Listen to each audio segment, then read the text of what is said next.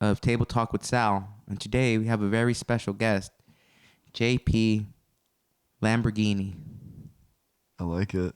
Doesn't it sound bad? It's got a nice ring to it. It does, dude. You know what? We're gonna switch it all up, dude. You're not JP Lambiase. No, Lambiase. I'm JP Lamborghini. Yeah, dude. It fits in right inside that, midlife crisis that Of course. that we're going through right now.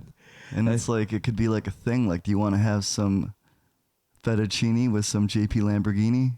Oh, dude, that is fucking fire, bro. That's Yeah. such a cool fucking stage name. JP Lamborghini. I'll open up my own little pasta restaurant called Mom Spaghetti in Detroit. I'll kill it. And the spaghetti is just fucking. Nah, you need linguine. JP. Oh, JP Linguini. Get some linguine with JP Lamborghini. Oh, whoa! This motherfucker is firing, bro. Yeah. Hey, you're ready for the open mics With tonight, a side huh? of sauteed zucchini. Ooh. Yeah. And I'll have my ladies on set in their bikinis. Yo, this motherfucker's freestyling now. Somebody stop him before he gets too ahead. This guy's going crazy. Well, I'm a magician like Harold Houdini. Stop, bro. You're making my fucking head hurt because I'm trying to interject with some raps of myself and I can't think of anything. Holy shit. No, that's not. No, that's not coming out. So, for the people that don't know, this is JP Lamborghini, and we met at Buzzmill open mic here in Austin, and when I first saw you, you had your red glasses on, Okay. and then you had your GoPro strapped to your chest. And then I looked at you and I was like, there's something going on with this fellow. He seems pretty cool. Oh, okay. And then I was a bit apprehensive to chat to you right in the beginning.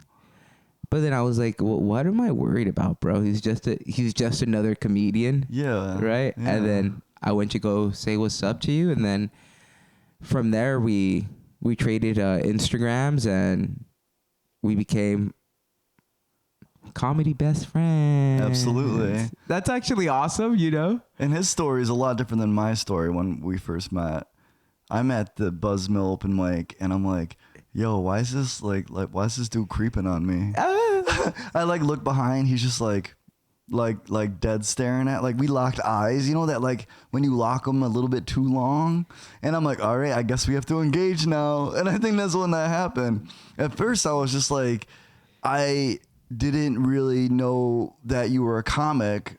You were by yourself, you were just kind of chilling, observing the scene. You weren't in a clique of other comics, so I just thought maybe you just kind of stumbled in. So I didn't know at first. That's good. I mean, I like the fact that you couldn't tell that I was a comedian. No, but it was I'm new to Austin.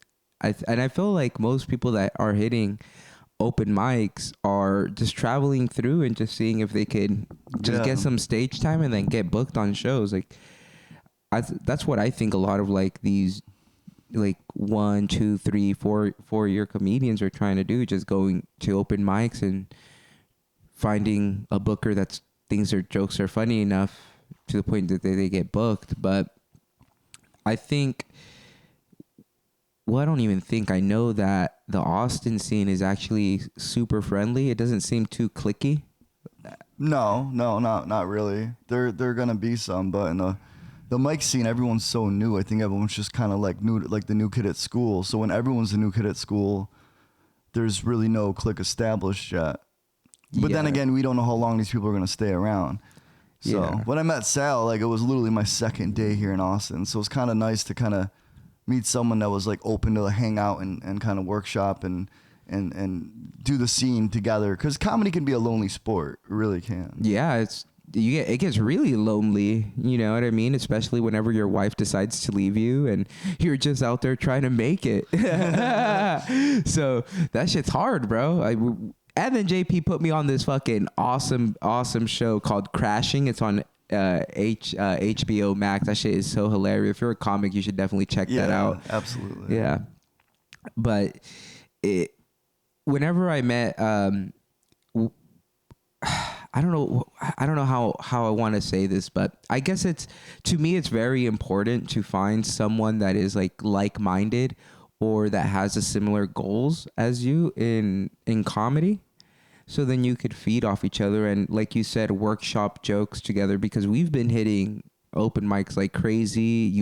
You've helped me refine some jokes. You've been writing jokes, and honestly, it's motivation for me to have someone of your caliber help me out. My And caliber. yeah, well, I would say so. I don't consider you a 2-year comedian. You know what I mean? You have a lot more sense and purpose to your craft, right? You're not.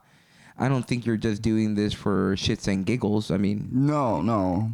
right? But I think we're all a bunch of people that look at the world in a different lens, and we find humor through that. I think there's a lot of honesty that comes from being a comic. And I think that what we enjoy, and to be honest, is a lot of us enjoy like that rush, and Yeah. it can be addicting. It's a very clean high, but it feels good, and you can see people light up from it. Oh yeah, 110%. There's nothing like killing at a show. You know what I mean? Yeah. Like, dude, it's better than drugs. I would say.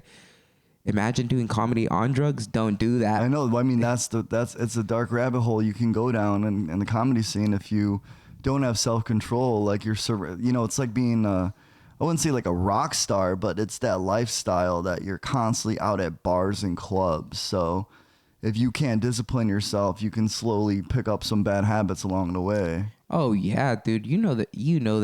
There's a shit ton of comics just taking shots after shots and drinking after drink, and then they take a little Uppers, bumps and then yeah. everything, and then I seen it firsthand.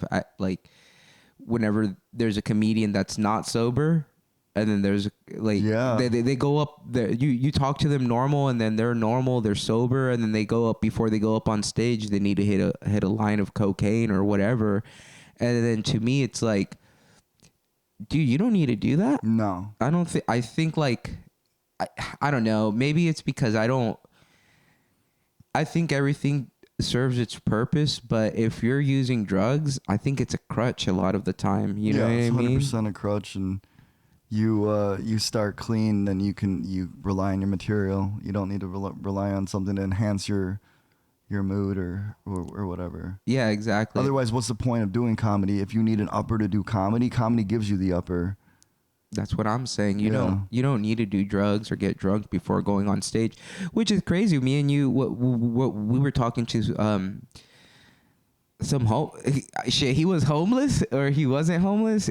I don't know. This fucking guy. Oh, yeah. Yeah, the Yeah. homeless dude from South Carolina. He comes down to Austin, and then his car breaks down, and then he's panhandling for money and selling cigarettes to bums to make it through. You know, that's the type of shit, and that's the type of people that you meet while doing While comedy. doing comedy, yeah. Yeah, and I'm fucking here for it. I love talking to fucking weirdos, bro. I think like I was talking to you one day, and what did you say, or what did we come to agreement that normal people are too scared to be themselves?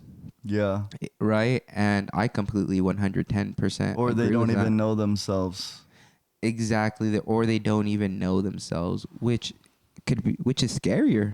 Yeah, I mean, like, it's hard for me to, relate or understand, because I've always been very aware of what I want and who I am as a person. And I think that we're kind of lucky to have that self-awareness. Yeah, and and the thing is, I say it comes with time and experiences and putting yourself out there, being courageous enough to try new things. Because I feel like a lot of people, they just get stuck. You know what I mean? And that's one of my biggest fears. I get super complacent. Oh, well, I'm getting booked here every other day, every other week, but I'm not really striving to do anything new or go that extra mile for something else, right? Yeah, yeah. I guess what you could say, I'm scared of being mediocre, but then again, it's it's hard because I'm still, a relatively new comic, so I'm still working on my, working on my jokes, working on material and stuff like that. So, talking to you that's been in the comedy industry with, your YouTube channels and stuff like that. Well, let's give the people that are listening some background about JP Lamborghini. So, JP, when did your comedy journey begin? My comedy journey began in 2010 in a small town in upstate New York, or central New York, I would say. It's about 3 hours from the city, 3 hours from my hometown. It's close to Albany, and there's no open mics there. There's no comedy there. But one day when I was at work, someone told me, hey, this place that just opened up is a hot dog stand. Not a hot dog stand, it was actually a brick and mortar. It was like a restaurant. It was called Fat Mike's Dirty Dogs. Oh, that sounds fire. And they were doing stand-up comedy there. And someone's like, you should do it. You're funny. So then I started writing, and I wrote about a 10-minute set, and I performed it in front of everyone I worked with. Okay. And that's online. My first set ever. Your first set ever is online? Yeah, I was 27 years old. So that was like 14 years ago. Holy shit. If anyone wants to pause the video and do the math, go ahead. I'm not. So your first set was at a hot dog stand. Yep. A solid, you said 8 minutes? It was about 10 minutes. 10 minutes. And did you kill? Did you crush? Yeah. How was your second time you went up there? I bombed. So that's like, I think that happens with everybody. But I had the thing is, I invited everyone. I had like everyone at work go. So it's like 30 people at work.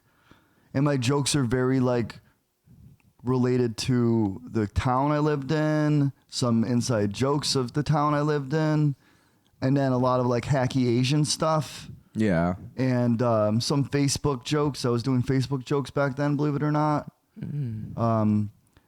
Because back then I was going to the bars and clubs, and I'd be like, yo, I could have hooked up with this chick last night. And then I'd be like, post that stupid shit. And then like my mom would like it because she didn't know how to use Facebook. And I'm like, So the joke was just like how my mom doesn't know how to use it properly and just likes everything that I do on Facebook. And then after that, I did another open mic there, but it was in front of like all the college kids, because there's 2 colleges at the town I lived in, and they just stared at me. Oh. Yeah, and the thing was, the whole venue was lit, so I could see all of their faces just staring at me, like with their arms crossed. Oh. And when you bomb, you start to forget your set. That's one of the things that happens. You will forget your set. You'll just be like in your head, kind of like looking for it, and then you don't deliver it well at all. You don't have the feedback to. You almost go into like, what is it called? Muscle memory, or you just are going through the motions and like you're reciting it from a book. And oh my God, it was horrifying. That is really bad whenever you see somebody bomb and it starts sounding like a fucking monologue or something, right? It's like super scripted.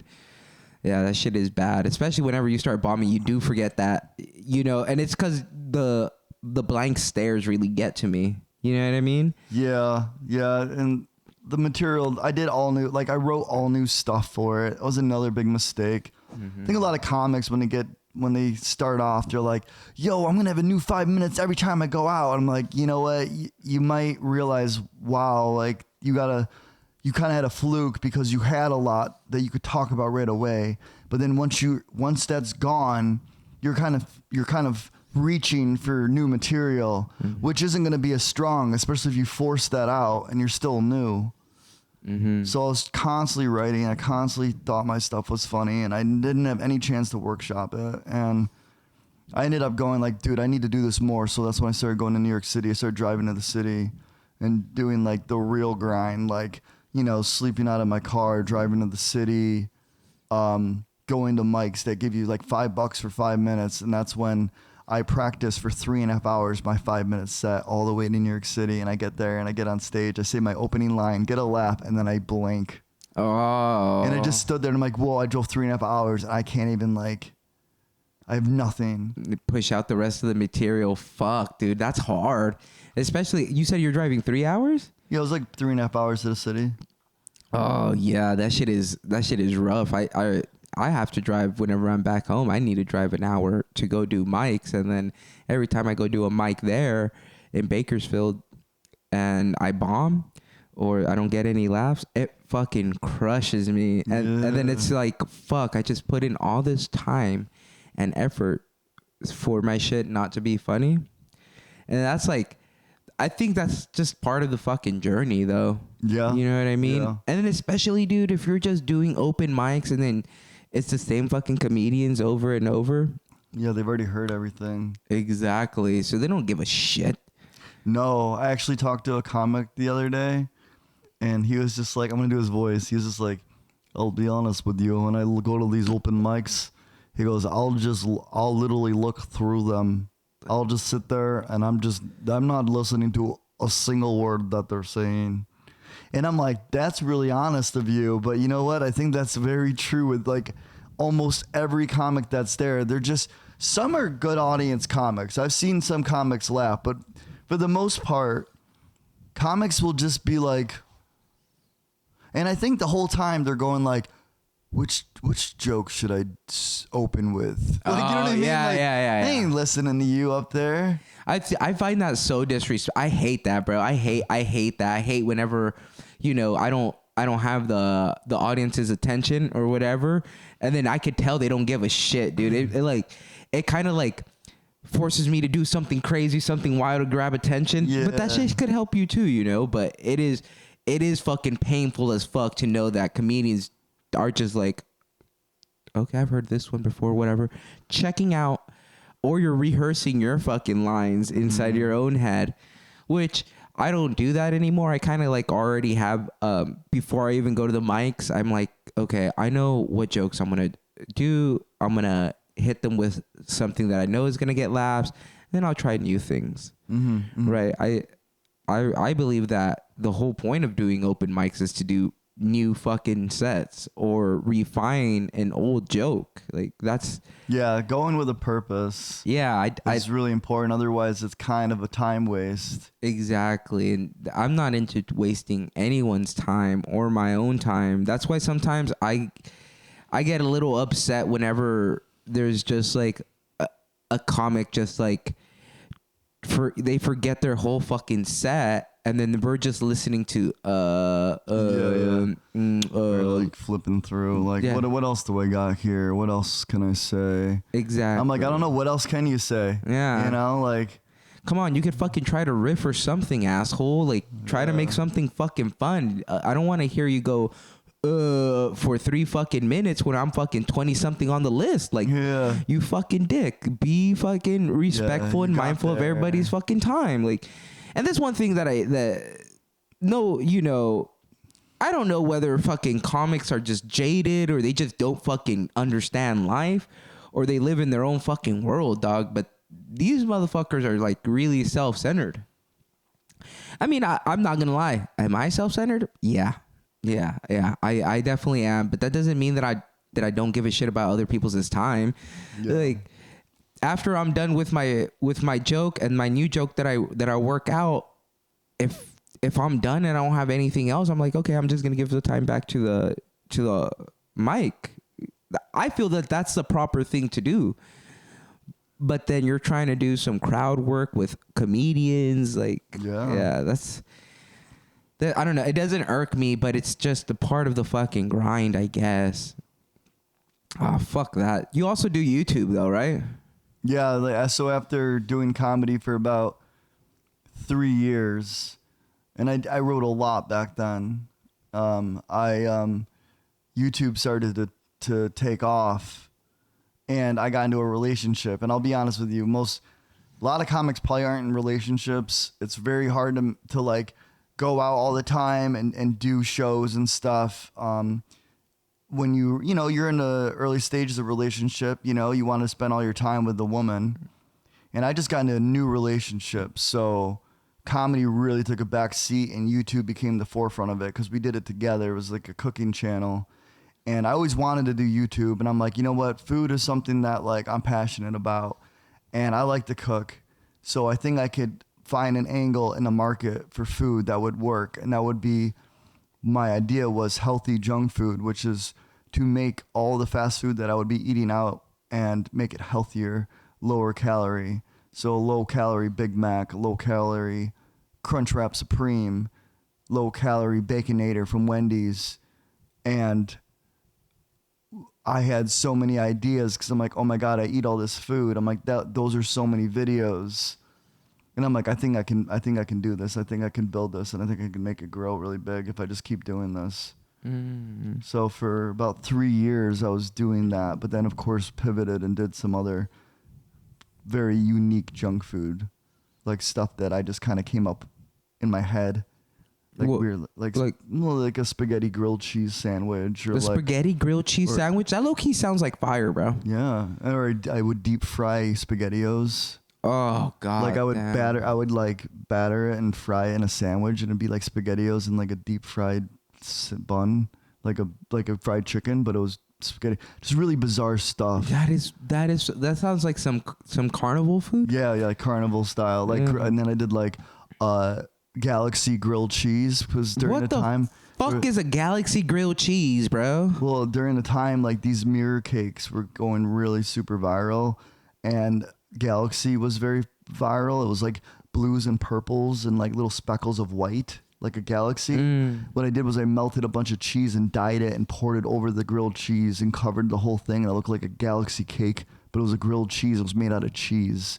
And you bite into it, it was a grilled cheese, but it was Galaxy. That's fucking crazy, bro. I would have been scared. I would have been Yeah, it's scared. like weird stuff, but like people liked watching it because it was just like really bizarre stuff. Oh, nice. Yeah, I like that. I think that I didn't even, whenever I first met you, I didn't even know who you were or whatever. And then whenever we just started building that bond together, you started, opening up to me, and you started showing me your YouTube videos and stuff. And you have a very you have a lot of followers, man. You have a lot of subscribers on that primary channel. What's going on with that primary channel, that healthy junk food? Yeah, so like after 10 years of doing it, because you started in 2013.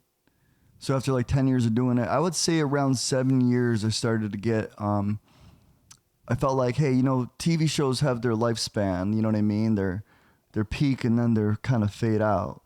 It's really hard to keep a show going for a while. I didn't expect to do YouTube for 10 years. I was thinking it'll be a 5-year thing. So the fact that I did 10 years, I was more than thrilled. But, like you run out of ideas. Like I went from weird food to giant food. So I'd make everything giant, just like all the fast food. Then I did traveling. I traveled around the world. Then I did TikTok food hacks. And then that was like basically the end of the arc. Like after the food hacks, and no one wanted to see giant food anymore. Traveling was, COVID happened, so we didn't travel. I made bigger projects, like created Five Guys in my apartment, created Shake Shack in my apartment. Those were big projects. I kept going bigger, making my own Chipotle, and it was just so much work. And then as the views start to die down, you're like, well, why am I busting my ass for a smaller and smaller paycheck every time? When you feel like your work and your art is getting better and better and better, but your return is getting lower and lower and lower, it becomes extremely discouraging. So it reached a point where I'm just like, man, this isn't really fun anymore, and this is very hard work to keep going, and maybe I should be smart and just kind of invest differently. And the relationship was struggling at that point too. Because like as a business fails, your relationship starts to fail because that's all you did together. Yeah, it's hard. Yeah. So I'm really happy that I started to do my own channel. But the thing is, when I decided that, I was like, hey man, I'm burnt out. I need a break from this. I didn't do any YouTube. I really spent a lot of that time just hanging out. Like just not editing every day, because it's about a 40 to 50 hour a week just editing. Yeah, no, editing is, for anyone that thinks editing is easy or producing a show, a podcast, or anything. You're sadly mistaken. It takes fucking heart, bro. It takes a lot of fucking heart, dude. Like even editing these podcasts and stuff. Like I'm not the best editor or whatever, but you have motivated me to do a better job, right? And hopefully these next few podcasts they translate that. But yeah, dude, that shit is hard. Like, and I could see how, you're going bigger and better. Your production's getting a lot nicer. Your videos are becoming, you know, crisp, clean, and the edits are nice. For the views to start dwindling, that would, it would hurt my pride. Because at that point, it would be like, am I not funny? Is my editing shit? Am I just doing something that no one gives a fuck about anymore? Like, what is wrong with me? Yeah, Right? it just gets discouraging. It's a lot of work, and then you're like, oh, well, we got to come up with a better idea. We have to come up with a better recipe or a better concept. And it's like you try, and then that's very scary because trying something out that's very different, that's change. And like, let's say that the first 2 videos don't do well. Most TV shows are like, cancel it, don't do it anymore. You don't have enough time and effort to see if it would work because you're so invested in what you've already created. It's almost like starting over again. So that's why, like, going onto my new channel is like the best thing for me. When I decided, okay, I really miss editing, I really miss making videos, I'm like, all right, I'm gonna vlog myself going to like some comedy shows, and it was fun and I enjoyed it. But then I'm like, what's the point? Who's gonna watch this? And then I started going to some more conventions and summits to learn more about the art of YouTube in 2023. And they're like, you need to hook them. You need to have something that's going to keep them captivated. And then that's when I'm just like, okay, well, I'm going to go on this crazy journey. And if people want to jump on board, I'll make sure the videos are edited so the pacing is good and the events are meaningful. And it's showing like a perspective outside of my life from doing the food channel. And I think for anyone that watched the food channel would be like, okay, cool. This is the next chapter in this guy's life. This is his next story. Yeah, and that's something that I really enjoy is watching the story of JP Lamborghini progress. Right? It's hooked. I'm hooked. And then I'm not just saying that because I'm your friend or whatever, but it's because, in your new YouTube channel, you have FaceTime videos of you chatting to your mom and stuff, and what a sweet lady she is. She's always super worried about you. That's that heart and stuff about it. And then you're living someone's dream. You're living your dream, making it all the way to Austin. Yeah. Sleeping in your car, really going for that comedy grind. Yeah. And I'm here for it, and like I said, it's motivation. I don't like attaching myself or hanging out with people that I don't think that. Well, I don't like attaching myself to people that don't have shit going on. Yeah.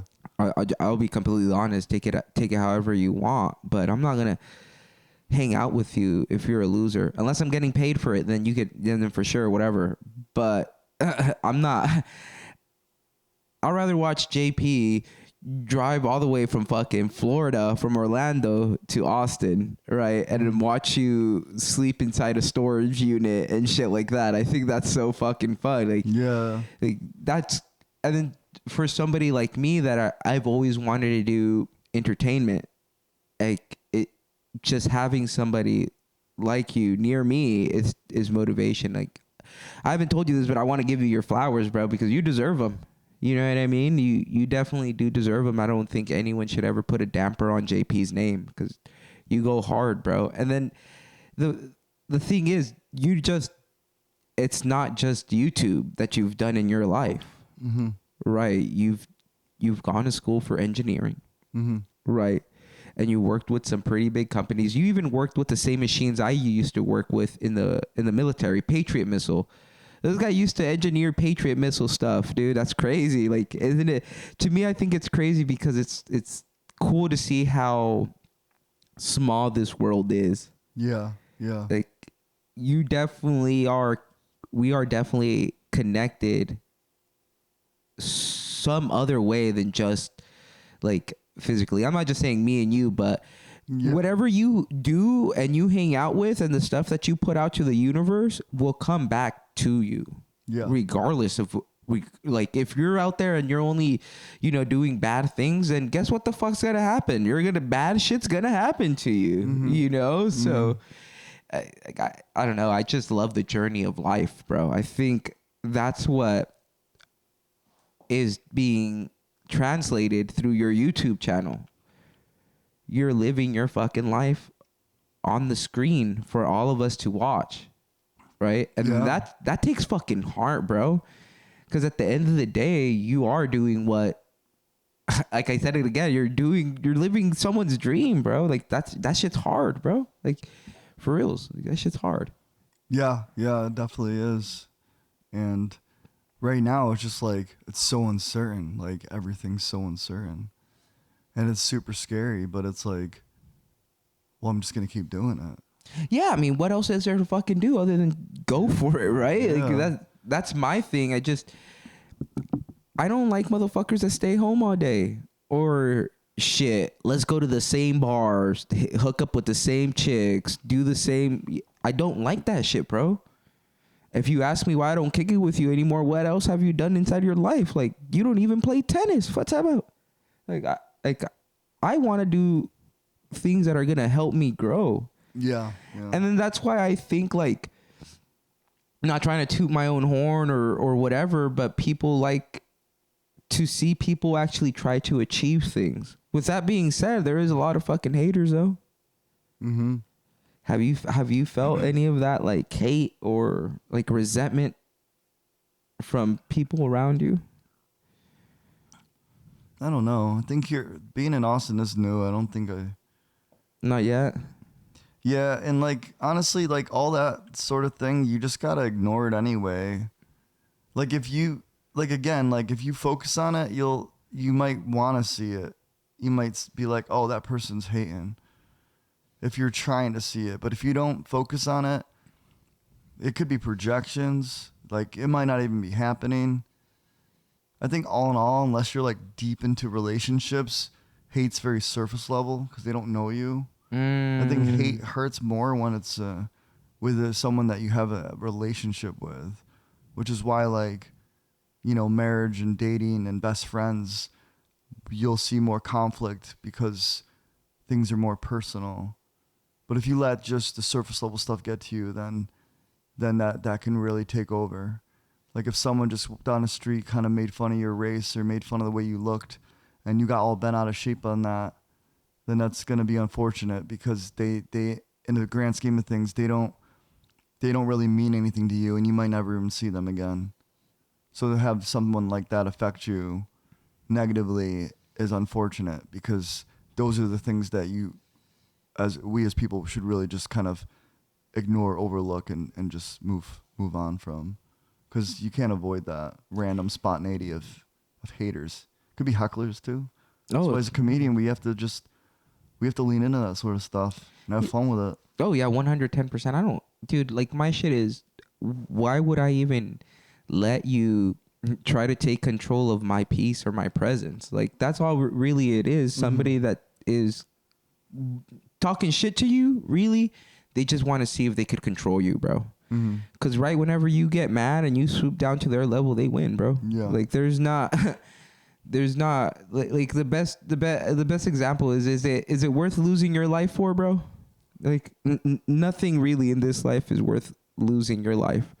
But if it goes that far, then it doesn't need to. Yeah. It never needs to get to that point. You just need to shit be like bygones are bygones or whatever. But there are some things that like you get disrespected or somebody disrespects your your lady friend or whatever. You kind of need to step up and just kind of show some assertiveness, I think would be the right word. Something to say, hey, listen, that's not cool.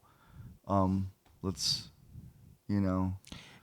find ways to diffuse the situation without escalating it. Yeah, dude. Fuck. I went to I did a it was Jokes on You in Bakersfield, the Canoodle Studios. It's like a roast battle and improv mic, and they stream it live on YouTube. And I had, I was doing improv, right? And I made jokes and people laughed. I offended a person, and this person waited. I thought we were cool. This guy waited. He's all, "I'm gonna fuck you up, bro. I'm 260 fucking pounds. I could fucking eat you, bro." I was like, "Okay, that's cool, bro. What's up? Like, are you doing this because you're in front of your lady, or is it because you're sad?" Right? And I let it go, dude. But then, me, bro. Sometimes I like poking the bear, bro. Yeah. And nothing happened from this situation, but it was like, it just didn't need to happen, because then that guy just got kicked out of like the comedy scene, Yeah. So it's like, dude, it's a fucking joke. I went up and I apologized right after. Like, if I ever talk shit or make a joke about you while I'm on stage, I will make it my mission to go up to you after and be like, "Dude, thank you for being such a good sport. It's just comedy. Like, hopefully I didn't offend you too much." Yeah. But if you let yourself get offended and you let your emotions take advantage of you, that's not P. You know what I mean? That's not cool. That's not player. You're looking lame, dude. You're acting like a child at that point. Yeah. Right? So that's another reason why I like talking to older people, because it's just the maturity of the emotional maturity is something that I think right now is very important, bro. Because there's a lot of fucking emotions going on in the world right now, dude. Like, with the war going on, the borders in Texas and Florida, and just a whole bunch of other shit. People don't know how to act, or they can't find that internal peace. And that's why I really want to give a big W to comedy, Yeah. because it's bringing us together in a sense. Like, not to sound like a fucking hippie, I fucking hate hippies, goddamn draft dodgers, bro. But, love is laughing. Laughing is love, bro. You could be laughing and then out of a second you can start crying. But that's beauty. That's the beauty of it, bro. It's all fucking healing. Yeah. And there's, as comedians, look, bro, if you're a comedian, you like the attention.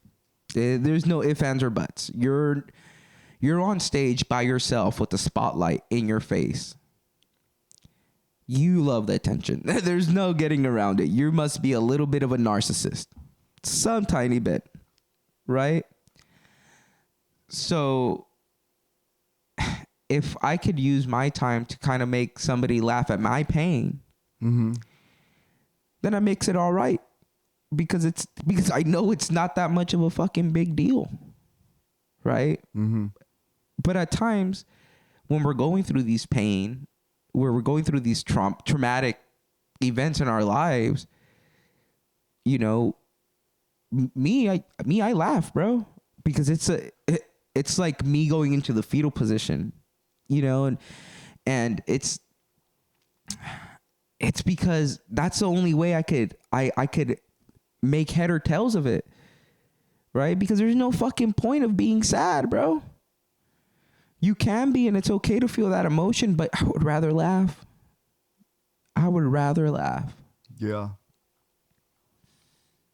That's where I'm at. That's where I'm at in life. I just feel that, who knows what the fuck's going to happen with comedy for me or podcasting. In my heart, I know I'm going to make it, Yeah.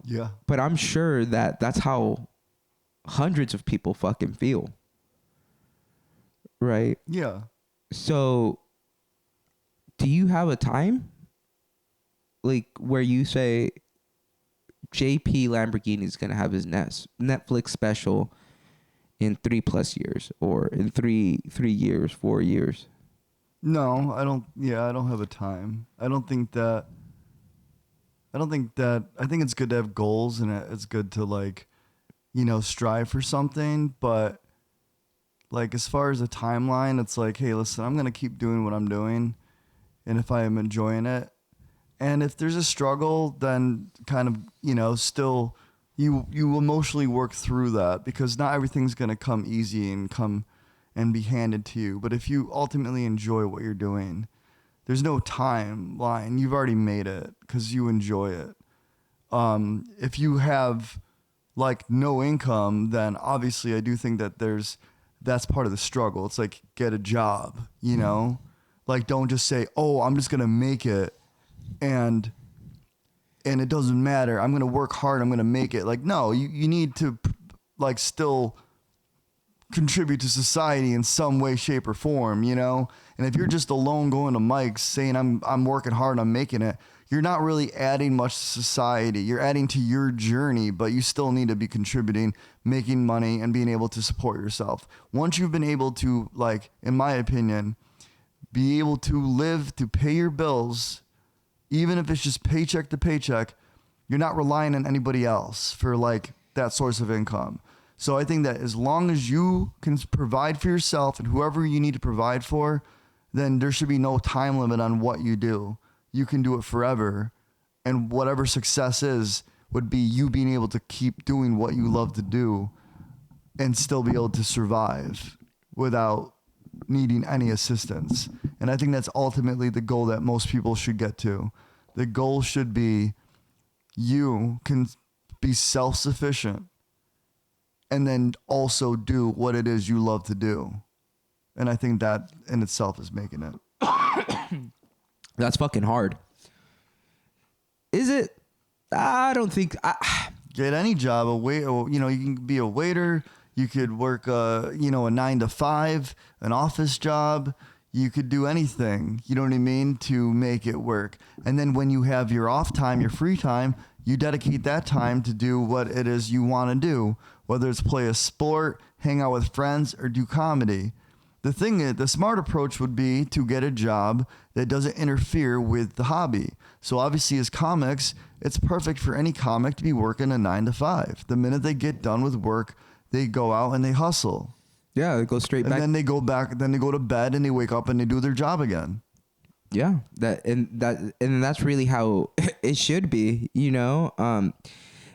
I have noticed that comedy does put strains on relationships, though, especially like if you're married too. Like, yeah. Shout outs to my wife. She supports me and stuff. But at the end of the day, do I think it's fucking fair? I don't think it's fair. Like sometimes me paso de lanza. You know what I mean? Like yeah. I'm doing. Sometimes I do too much, and and that's my thing though. It's like. There always you have to find that balance. Mm-hmm. Have to find that balance.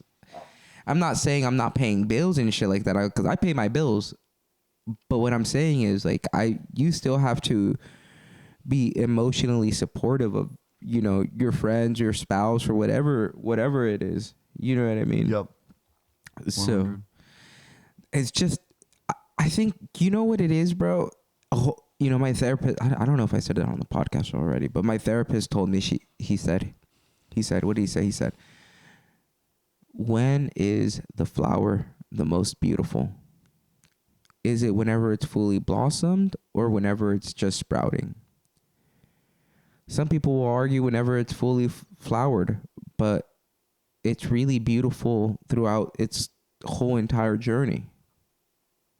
Right? And that's that hippie shit, man. And that's why I'm okay with some hippies, doc.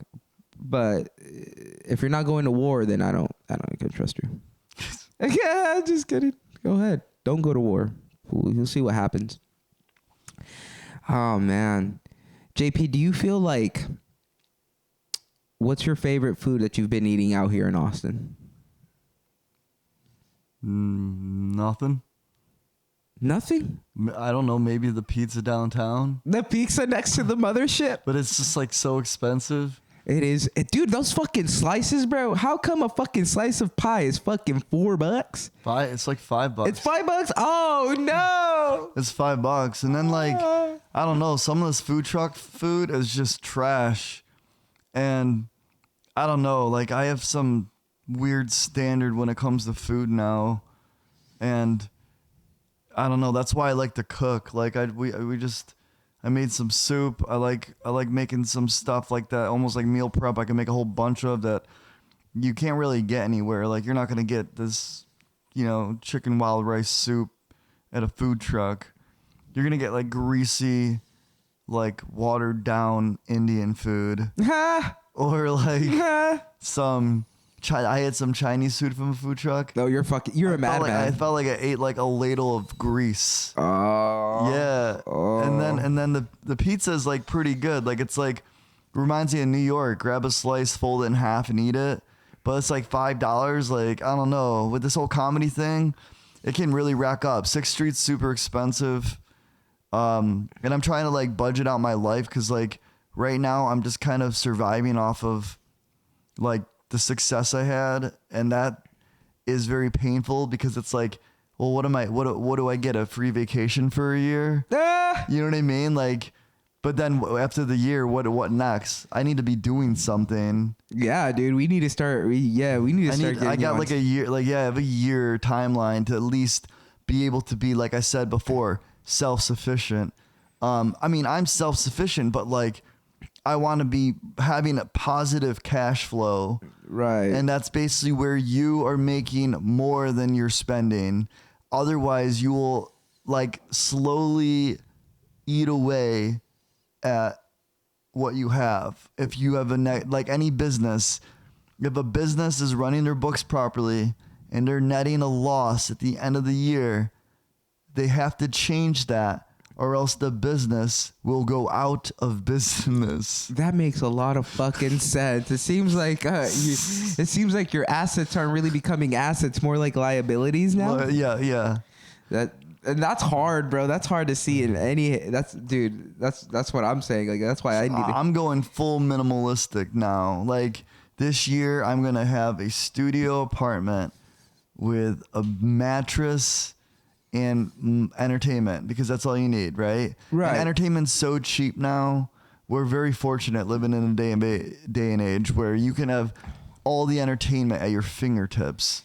We're definitely living in the future, bro. Like, I remember when I was younger, I was like, oh man, I really wish I could be alive for like cyborgs to be real and for me to go be able to fly into space and eat a space burger or some shit. Like, now that it's actually happening, I'm like, oh shit, this is gonna be fucking radical. Like, like FaceTime, that was like a thing of the future back in the day. You'd see people get on these video calls all the time, and now it's just like, I mean, I don't even think I take advantage of it as much as I should. Like, I could be FaceTiming anybody at any point, and boom, they're there right in front of my face having a conversation with me. And then FaceTime has these, like, if you have the iPhone FaceTime, if you do 2 thumbs up, like, fireworks come out. That shit's hella badass, bro. What the fuck? Facial recognition is real, bro. And it's gotten so good that you don't even need green screen anymore. There is this movie, Forgetting Sarah Marshall, where they're doing a FaceTime through the laptop. And this is an old movie, like 2012 or something like that, maybe even earlier. And he's like, ooh, I'm in space now. And I'm like, you can't do that without a green screen. So back then, that made no sense. You couldn't do that without a green screen.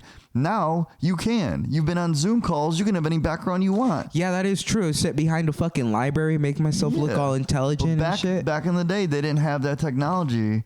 And I believe it's like almost motion capture. Like, it can understand the outline of your face and then put something else behind it. Whereas before, you could not do that. Yeah, see, that's badass, man. I love that. I can't wait until we see more like Cybertruck things, because that's what I want to see. When do you think that we're gonna have our hoverboards, bro? I don't know. I mean, there's like YouTube videos of people trying to make them and stuff. Holy shit. Yeah, that's crazy. But they're like, a lot of it's with magnetics, and some of it was with actual like air, high compressed airs. I just don't think it's a practical thing. Like, the hoverboard is just a really cool thing that Back to the Future was able to do. But Like, I just don't see it being a necessity. Like, why does it need to hover? Like, I think electric, better batteries, I think is the technology we want. Better, you know what I mean? That's why we have electric scooters now. That's why we have electric bikes. That's why we have electric cars. The reason we couldn't have that technology back in the day is because we couldn't make a battery that would power enough for that to happen. So that's where the technology is going with that, is these batteries. So it's all about batteries and energy. We need to find something to harness the energy of the sun properly, bro. Yeah, it's called Spider-Man 2. You know, Doc Ock, he like residual infinite energy from the sun, and then he imploded, and then he almost destroyed the entire city. What? That's fucking dude. Yeah. JP, you ruined it. Yeah, that's what the movie's really about. This Dr. Octavius is trying to like harness the energy from the sun to create exponential residual energy that you would never deplete, so you'd have infinite energy. That is so fucking cool, man. Sun's gonna burn out though, so yeah, okay. All of existence will be gone. With that attitude, yeah, but we won't be alive for that to happen, right? No, it's gonna be so long from now. But even then, like, who knows what's gonna happen years from now? Like, technology is exponentially growing. Yeah, dude, I'm telling you, there's gonna be like robot dogs, and people are gonna walk their robot dogs. There's gonna be the human race is gonna be obsolete. We're gonna be done for. Don't say that. Robots are right now. AI is getting so good now that it can create films and it can create like art, and it's ruining the art industry. Imagine it starts to ruin the comedy industry. We're competing with robots to write jokes, and they're gonna be funnier than us. Oh hell nah! Robot can't be funnier than me, bro. That's physically impossible, bro. I'm not gonna lie. I tried to write jokes on ChatGPT. They were ass, dude. I really did. I just like all my college papers, bro. Nah, dude. I. What do you think about like all this? Do you genetically modifying like your body and stuff? Would you do that if say like in 10 years or like? Yeah, I mean, I'm at this point, I'm like, why the fuck not? You know, like, I'm pretty much open to anything that could like artificially like destroy me as a person, because like if Elon said, oh, I got a chip we can install on your body that'll give me like the Apple Vision Pro, I'll be like, yeah, put that chip in my ass. Just stick it right up there, yeah, bro. I'm ready for it. Give it to me. What if I die? Whatever. I'm part of the guinea pig process. Oh fuck yeah, dude. Man, if there was like a technology that made my bones into fucking like stainless steel like Wolverine, bro, I would definitely do adamantium? that. Yeah, dude. If they had some adamantium all up in these bones, boy, this shit go crazy. I'm punching walls with no fear in my heart, dude. Yeah. Or if I'd be like, dude, if you did have that though in your body, yeah, I'd be like, sorry, Sal, you're not allowed in my car, just because of the weight limit. Like, you're gonna crush my seats. With your like 2-ton body. Those ass cheeks are heavy, boy. That boy's thick. Dude, no. What about... I wouldn't mind like going and having like tattoos on me, but they're like digital tattoos, so I could just change them. They're just like JPEGs. I switch out. I just switch out the SD card. Yeah, you could just change the skin color when you're going for a job interview. Oh, that's a fucking good one. And then you leave, and you're like Mystique from X-Men. Your whole body just changes into a sleeve of tattoos. Oh, dude, you walk out. Mystique, bro. Hell. Oh, yo. Hey, she was a baddie, dude. Yeah, she was a baddie. I can't remember. Do you like Stamos or Lawrence better? There's two of them? Yeah.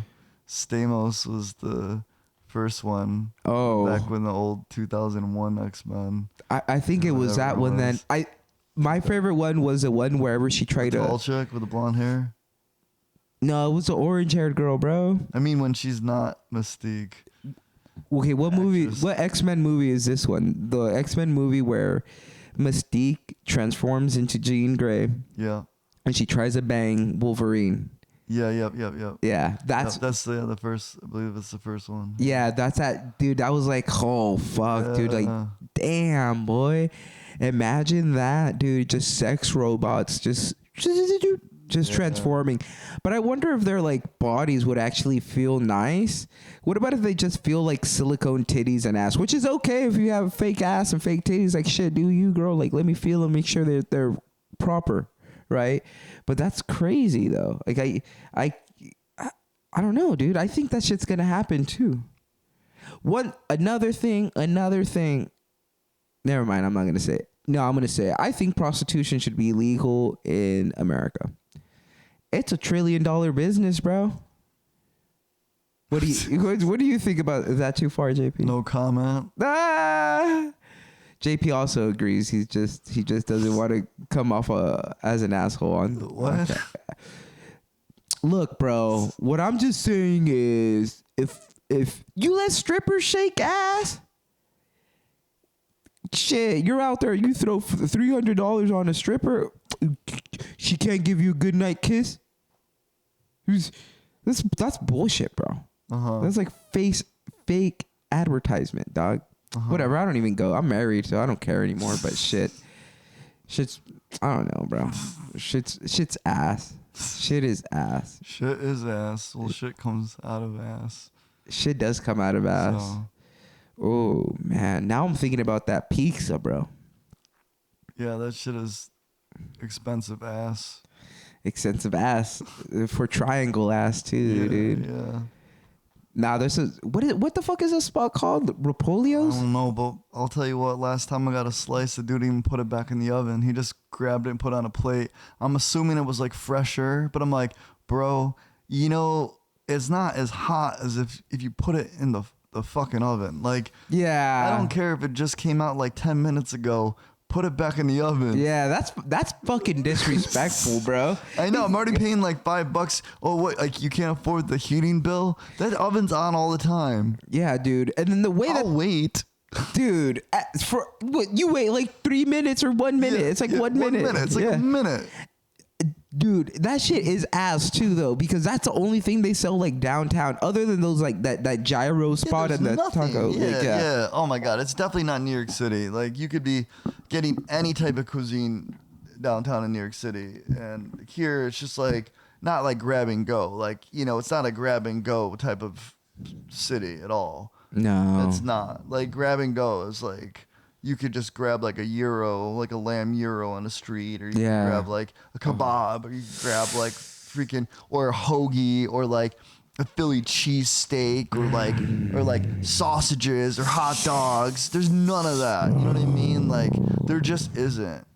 What there are extremely expensive food trucks. Yeah, that's a fucking culture out here in Austin. Yeah, it's just food trucks. Expensive food trucks. And like you can't see what's going behind the curtain there at all. It's completely like blocked off from the visible eye. That's very true. And the joke I was making was just like, if like there's always a tip option at a food truck, and I'm like, if you don't tip, like you like that transaction happens before they turn around and start cooking your food with their like extremely sweaty exteriors, because they're just in a hot box behind closed doors cooking some extremely sus food for $13. Oh, I'm like, yeah, I mean, not to hate on food trucks in general, but man, the price gouging out here, it's questionable where we go, because we went to one spot downtown that no one was even at. So it's not like there's a lot of foot traffic there. Exactly. And 2 tacos for $13. No, bro, they're out here streeping. Two birria tacos for $13. The birria did smell good though, but I'm not. No, it did smell good. I'm not paying $6 fucking for one birria taco. Yeah, and you can't even get one. The minimum requirement is 2. Yeah, what kind of bullshit is that, dude? Yeah. Like I want to at least try it. If I'm gonna invest $13, at least let me get like a $6 sample. For reals or something. That shit is ass, dude. I think it's just the overhype of Austin, dog. Shit. We've been out here. I've been out here since November, going back and forth from California now. But still, there's not. Maybe I just don't know much of Austin. But really, well, I'm here for comedy and shit like that. So I don't really do too much of other stuff. But what do they have here? The Domain, which is like Rodeo South Drive. Congress, that's the spot that's got a lot going on. South Congress? Yeah. What do they have going on there? Shops, eateries, clubs, bars, nightlife. Ah, But okay. I mean, like, again, we were on Congress the other night, and I'm like, oh, this area seems poppin', and I'm like, oh, that must be a really long street. So, Oh, yeah. they- All these streets here are fucking long. yeah. I mean, what sucks about the comedy scene is we're here for a purpose, and it's almost like a job. Like, I almost feel like I'm like on leave, where I'm just here focused on one thing. Mm-hmm. I'm not here to like experience Austin, unfortunately. I'm not here to like enjoy like everything it has to offer. I'm here to get booked. I'm here to get shows. I'm here to get noticed. I'm here to get my vlog going. And right now it's just like very what's the word? It's a bit discouraging and lonely, but it's still so new. And I'm like, man, I really need to experience and let this soak in and actually feel the feels, because you need to allow yourself to feel the feels. You can't just say, all right, I had enough, let me go. Nah, you can't do that. You definitely need to go into the city and just like take it in for what it is. You have to really figure out what's going on with Austin, right? Because at the end of the day, if you do decide to live here, you're not just moving here for comedy. Mm. Right, you're gonna move for the culture that they have here in Austin and stuff. Which, dude, I mean, they have a lot of live music here. That's what I love. Yeah, I did. I had a lot of fun with you on the weekend. That is one thing that was refreshing, because doing only comedy, I think, is unhealthy. I think that you need Yeah. a balance, because I need to be playing some pickleball, and I need to be like meeting that group.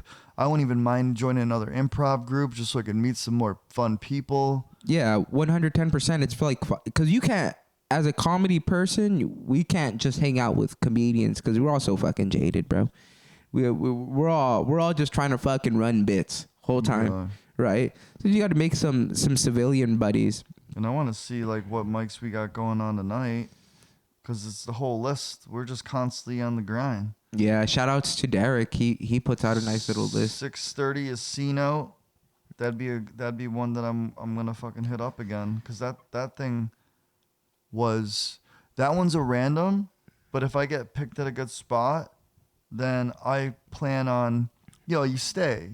Yeah. So I think I'm gonna like hit up the rounds again and get my ass out there. Yeah, you have we have Narbar today too.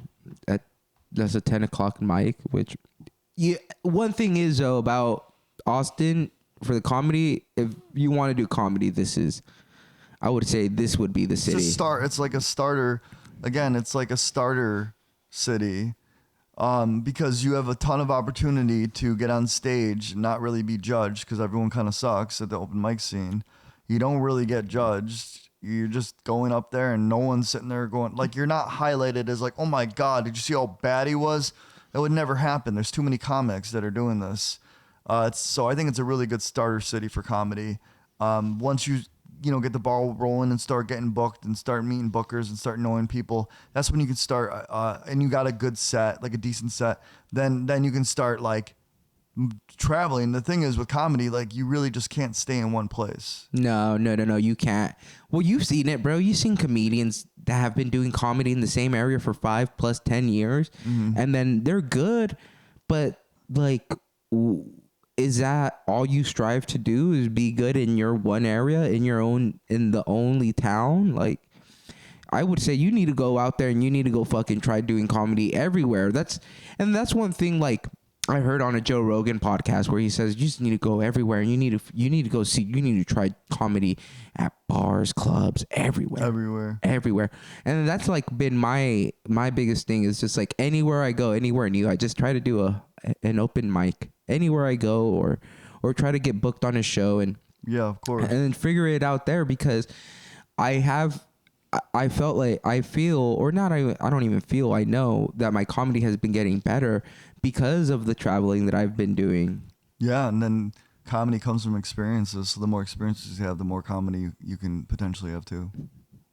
Yeah, 110%. I don't think. Have you? But then again, I also want to kind of like I want to try this one thing where I just pick a random subject and try to make that fucking funny. You know, I think like Dave Chappelle does that shit. He just picks a random word and he works it out until it's funny. Yeah. I think that shit would be fun just as a writing exercise. Yeah. Absolutely. I think that shit would be really fun.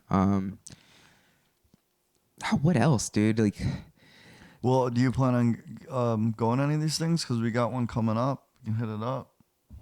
oh yeah, let's go to the mics. All right. Yeah. Yeah. Let's go to the mics. I mean, I think that's a good way to segue out because we are in the midst of Austin in the comedy scene, and every night is a grind.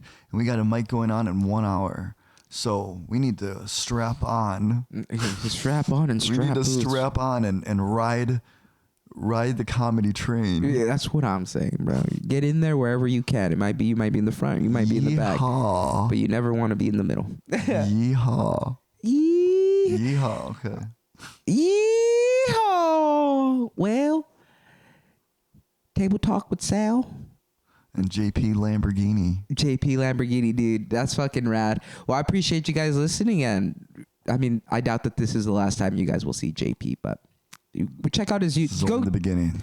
Yeah, for honestly, let them know where they could catch your stuff or where they could follow you on Instagram. YouTube, JP Laughs. I might have to change all my handles now to JP Lamborghini. Thanks a lot with that one. Dude, I'm telling you. I gotta rebrand. I've been spending so much time trying to keep my dad's last name's legacy alive, and now I'm Lamborghini. Now you're dude, it's just sick. I mean, I could just say it on the mics and stuff, but yeah, if my social media everywhere, if you just look up JP Lambiase, you'll find it. And the Lambiase is not the easiest word to spell. Gosh darn it, that's why Lamborghini. Well, is Lamborghini any easier to spell? I don't know, but if you just try to phonetically spell it, and it'd be great if I pop up.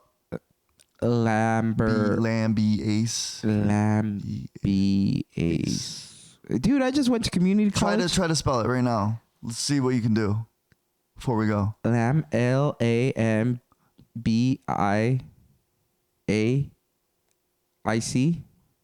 Did you say IC? SE. SE. So it's not an IC, it's a SE? Lambiase. Ace. ASE. Ace. Oh, A. So an ace instead of ACE, it's ASE. ASE. You know the name DiBiase? It's almost the same as DiBiase, but with lamb instead of D. Bro, I don't know any fucking Italians, man. Yeah. What the hell? Yeah, I come from a very heavy Italian influenced city. Well, aren't you Italian, bro? I am Italian. See? Hey, bro, that shit's crazy. Yeah. Yeah. Shit. All right, guys, that was it. That was Table Talk with Sal. I really enjoy you guys listening and much appreciated, JP. Ciao. Ciao. All right.